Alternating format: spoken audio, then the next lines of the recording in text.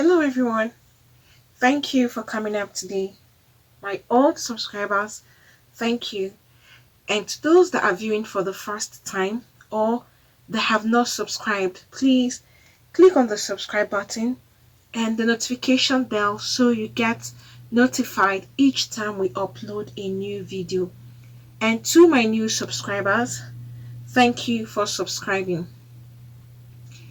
A Nigerian man based in the United States has been murdered by kidnappers in Edo State.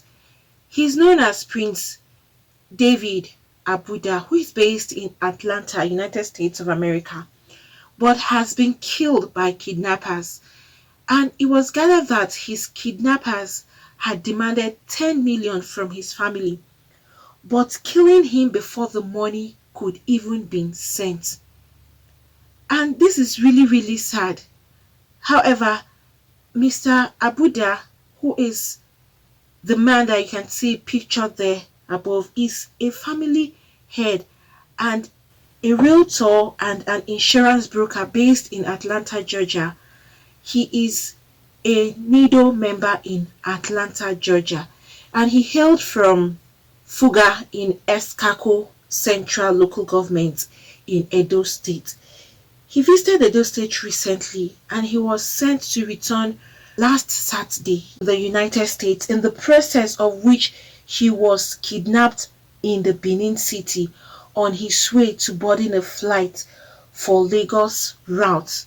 The decomposing body of Prince was found in a bush near the small town of Agbanikaka, Ovie, northeast local government area of the state, that's Edo State, and this was on Tuesday, February 2nd, exactly 4 days after he was kidnapped.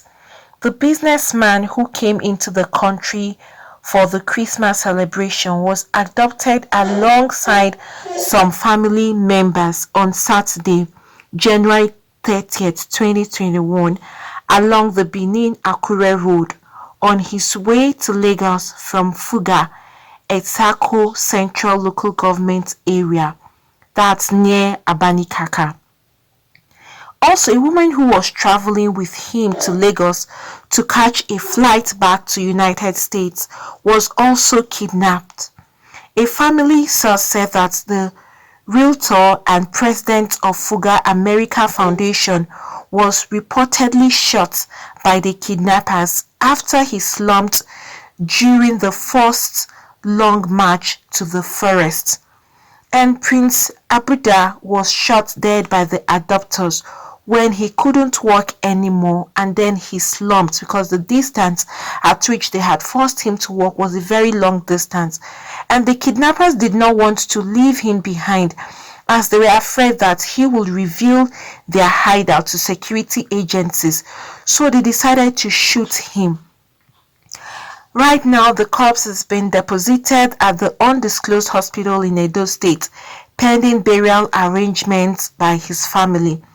Meanwhile, other adopted persons who was traveling with him that same day were released safely after the payment of the ransom was given to them. But earlier, the adopters demanded that they wanted a sum of 20 million naira, but later reduced the ransom to 10 million naira after a series of negotiations and pleadings by the family members.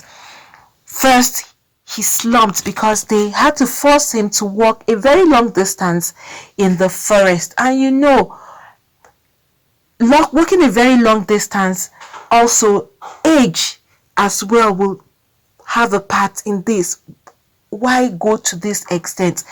You treated him so badly and afterwards you still killed him, and then to make matters worse, you still got the money you requested for. Why did they have to kill this man in such a very painful way? It was not worth it, and there was no need for them to have even killed him. Knowing that he slumped, it was enough reason for them to even, at least they would have just tried to revive him or close his eye, blindfold him, and then take him to where they want to take him. When they get their money, they release him and all others. But then he slumped. It was enough for them to even have pity on this man and then help him out. Rather, they now killed a man that had already slumped. And this is really, really bad. It's such a pain. It's like this is a premeditated act. They were actually sent, because how would they know that he is a rich man if they didn't know him? It's so bad and painful. The families are now in great mourning and grief. May the Almighty God console his entire family, and may the soul of Prince rest in perfect peace with the Lord. Losing a loved one is a very painful thing, and in this manner again, it's really heartbreaking. But regrettably and painfully, they killed him before the entire saga could even be resolved. Remember his family and friends in prayers, because this is really painful. It's no longer arguable or debatable at this critical time whether insecurity is paramount or it's not paramount, because look at how this man was just killed. But it's clear, however, is that the number of victims of kidnap and killings are increasing every now and then in Edo State and virtually all the other states. From all that the news and information has been gathered, most of the states right now are afraid of insecurity. People, residents, are afraid of insecurity and violence that has been of the increase. And as such, you can imagine that this is someone who is just living his life, making his own money through his own sweat, and decided to come back home. And he now came back home. On his way back, just on Saturday, that's how this man's life was gone completely. It's such a pain. You'll be now asking, were these people sent to really murder this man? Or was it just a random act of kidnap? You will just be asking yourself a lot of questions. Some people are even scared to go back home because of things like this. Because sometimes you'll be like, okay, is it that there are some certain informations that are passed across to other people, letting them know your whereabouts, letting them know your business, letting them know where you are based. And if you find out some of these people, some of these Africans, when they are not in their own country, some of them are scared to go back home, because when they go back home, some of them don't come back anymore. Some are killed, some are kidnapped, some eventually even run mad and they can't find their way back. Why all this? I think when you see people earning their living successfully in a right way, why don't you pray for God to help you earn a good living as well, or to help you succeed in what you are doing, rather than out of envy, jealousy, wickedness, you take another person's life to cut the person's success short. It's not a good thing at all. I don't know how these kidnappers can be curbed or how they can be stopped. It's life-threatening to even people that are living in the country. They are all afraid. A lot of people are scared. Insecurity and violence. You're going on the street. The other day, it was the act of cultists killing people. You see innocent people are being killed unnecessarily. Why all of this? You can't even go out freely or walk freely on the street. Once you see the place, the sun is now setting, everybody starts running to get into the house. Some even carry out this horrible acts in broad daylight, which is very, very fearful. You're living in fear because you don't even know who is behind your back or who is planning one attack or the other. And some people just fall victim of this kind of an act. They may be out for somebody else and then you just run into their midst, you are caught. The other day was somebody who was just shot, sitting out in his car, the person was shot, and that is it. Why should people live in fear when they have the military, you have the policemen? You will now be asking what is really happening. How can the rate of insecurity be lowered and let security be high? Let the rate of violence be lowered and let people move and live freely.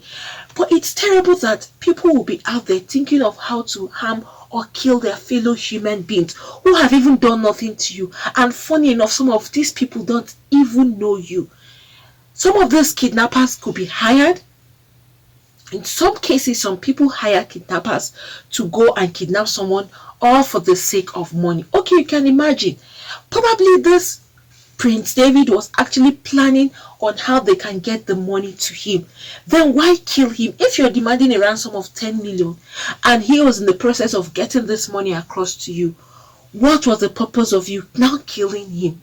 Or was it just a planned thing? All they wanted was just to take his life away from him?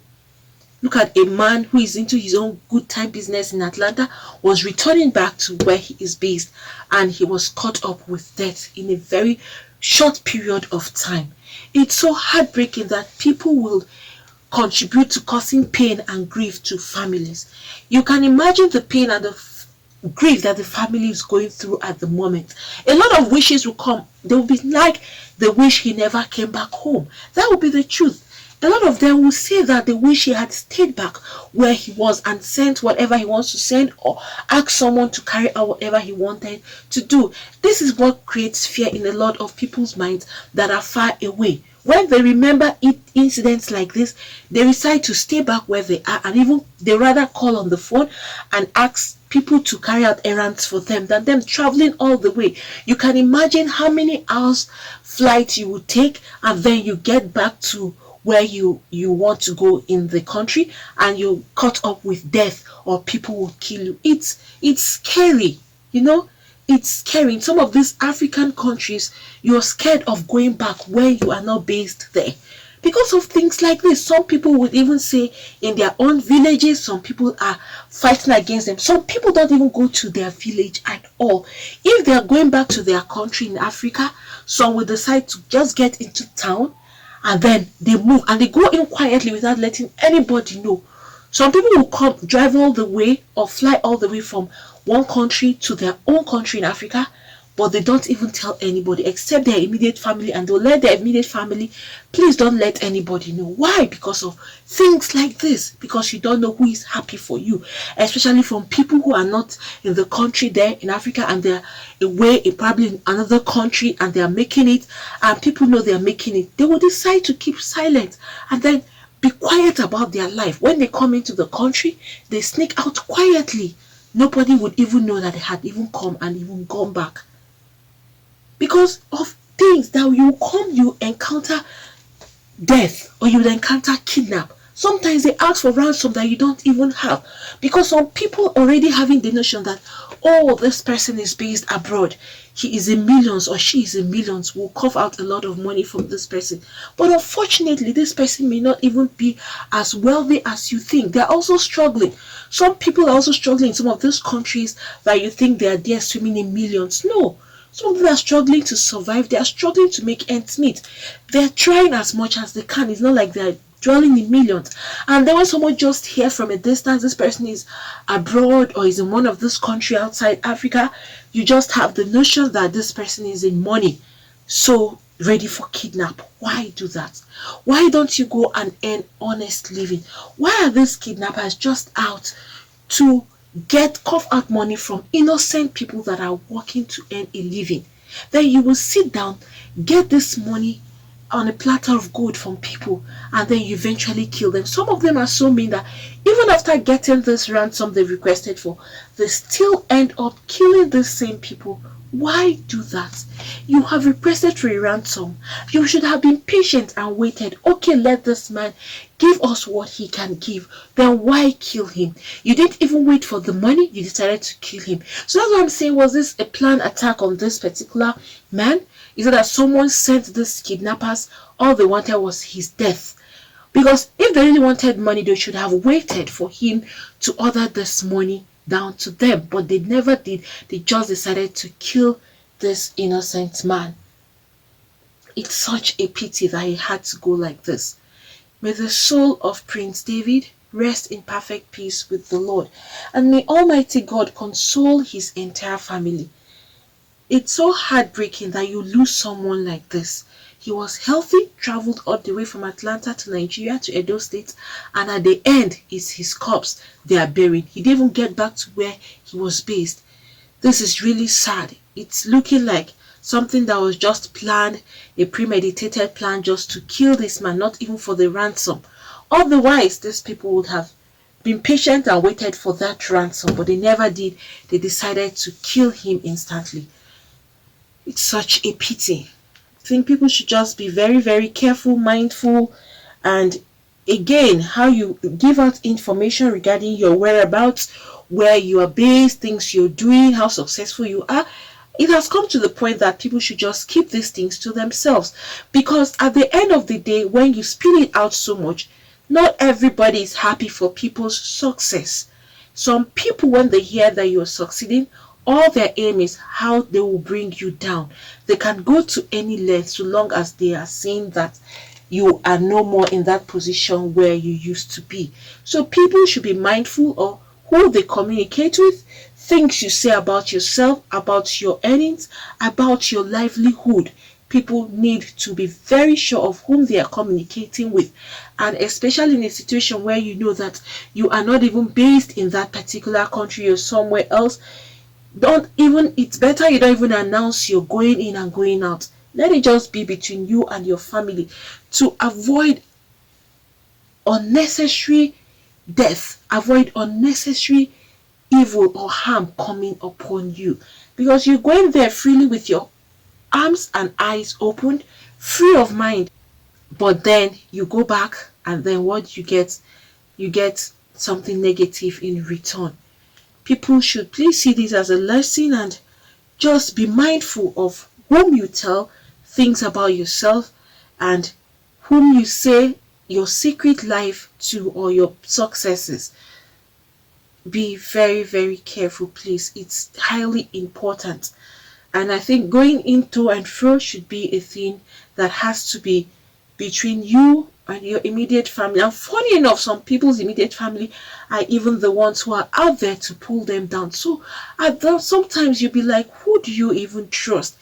It's so painful. It's really, really alarming when it's difficult for you to find anyone that you can even trust. In some situations, some people will come out and say it's their own immediate family that actually did that to them. And you'll be like, wow, it's hard to believe, but it happened. So everybody should just be very mindful. Don't be carried away to expose your wealth, or don't be carried away to let people see your position. No. In humility, just try to ensure that you are mindful of what you say and how you say these things. Friends, if you have anything to say regarding this, you can please put that down at the comment section below.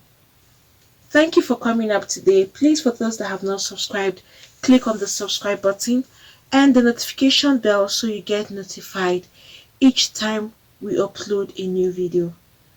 Thank you once again. God bless you all. Friends, I'm here today to talk about how to start up a new YouTube channel. So for those that are looking to start up a new YouTube channel, probably you've been trying to figure out how to go about it, or you have been trying to see what it entails or what you need to start. That's why I'm here today, to give you the easy way for you to get this done. Not just the easy, but the best method, and also to give you or to talk about the best teacher who will give you all that is required for you to start up your own YouTube channel. This is a teacher. He is really successful with his YouTube, and he has been a teacher for so long now. Teacher is Matt Pa. He's going to give you a step-by-step method on how to start up your own YouTube channel. No stone unturned. Every step of the way, he's going to lead you through it. You have links that you can actually reach out to him and communicate with him directly. That's Matt Pa there. You can see the huge successes he has made in YouTube. You can see his silver, you can see the gold, you can also see his revenue that he's actually making on YouTube, which is very huge. He is going to give you a YouTube step-by-step tube mastery class, every step of the way from the beginning of the opening of the channel to how you can start up and put up your videos. He is leaving no stone unturned, like I said. So for those that are seeking for how to start up their own YouTube channel, this is the easiest and the fastest way for you to have access to this particular teacher who is honest and straightforward, and you will enjoy every bit of the class and you will have lots of gain.